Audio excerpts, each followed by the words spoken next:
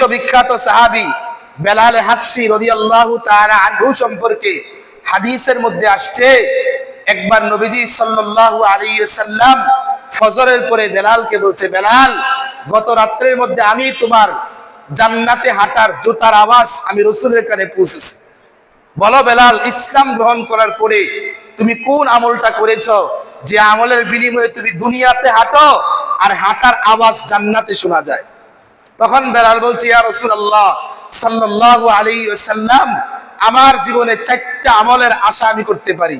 1 number, নবী গো, আমি যে আপনার চেহারার দিকে তাকিয়ে আপনার হাতের মধ্যে হাত রেখে ইসলাম গ্রহণ করেছি, এই ইসলাম গ্রহণ করার কারণে আল্লাহ পাক রব্বুল আলামিন আমাকে জান্নাতি বানিয়ে দিয়েছে। 2 নাম্বার, ইয়া রাসূলুল্লাহ সাল্লাল্লাহু আলাইহি ওয়াসাল্লাম, যখন আমার দ্বারা কোনো গুনাহ হয়ে যায় সাথে সাথে আমি 2 রাকাত তাওবার নামাজ পড়ি।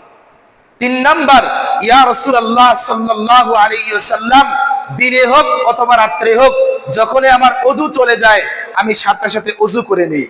4 নাম্বার, ইয়া রাসূলুল্লাহ সাল্লাল্লাহু আলাইহি ওয়াসাল্লাম, ও শুধু ওযু করি না, ওযু করার পরে আমি 2 রাকাত তাহিয়াতুল ওযু নামাজ আদায় করি।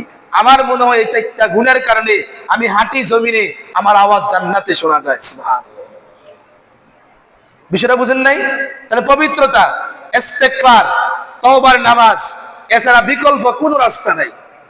ইস্তেগফারের আমলকে নিজের জীবনের কাম বানানো, নিজের জীবনের জন্য জরুরি মনে করা, এটা ঈমানদারের জন্য জরুরি, ঈমানদারের জন্য প্রয়োজন। আল্লাহর রাসূল সাল্লাল্লাহু আলাইহি ওয়াসাল্লাম হাদিসে পাকের মধ্যে বলেন, তুবা ওই ব্যক্তির জন্য, তুবা লিমান ওয়াজাদা ফি সাহিফাতিল ইস্তিগফারান কাসীরা, হাসরের দিন ওই ব্যক্তির জন্য সুসংবাদ যার আমলনামায় হাসরের দিন বেশি পরিমাণে ইস্তেগফার থাকবে। যার আমলনামায় যেই পরিমাণ ইস্তেগফার, হাসরের দিন সে সেই পরিমাণ আল্লাহ পাক রব্বুল আলামিনের কাছে গ্রহণযোগ্যতা অর্জন করবেন। এক হাদিসে আল্লাহর রাসূল সাল্লাল্লাহু আলাইহি ওয়াসাল্লাম বলেন, যদি কোনো ব্যক্তি বাদাল ফজরি সাইয়্যিদুল ইস্তিগফার তেলাওয়াত করে আর যদি সে দিনে মারা যায়, ফজরের পরে সাইয়্যিদুল ইস্তিগফার পড়েছে আর দিনে সে মারা গিয়েছে, নবীজি বলছেন এই দিনে মাগরিবের আগ পর্যন্ত এই সারা দিনের যেই কোনো মুহূর্তে মারা যাবে আল্লাহ পাক তাকে জান্নাত দান করবেন।